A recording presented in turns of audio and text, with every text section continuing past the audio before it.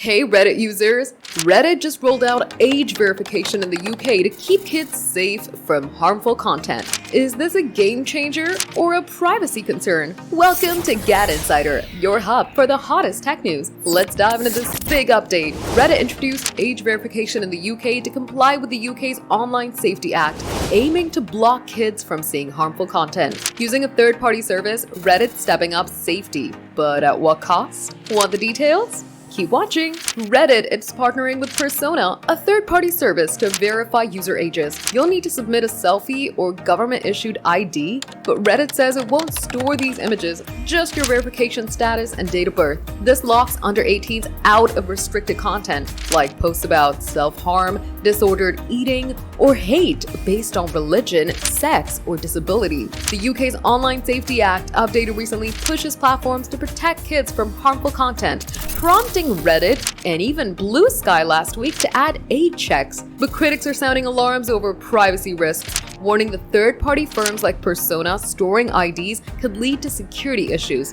Reddit insists it's keeping data minimal, but the debate's heating up.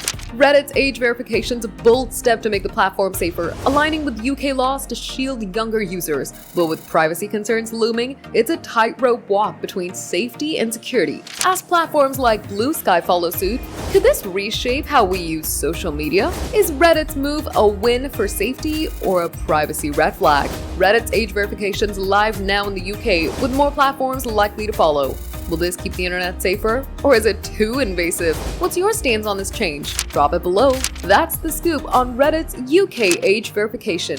Are you hyped for safer browsing, or worried about privacy risks? Drop your thoughts in the comments. We read every single one. If you love this news, smash that like button, subscribe to GadInsider, and hit the bell icon for more tech updates.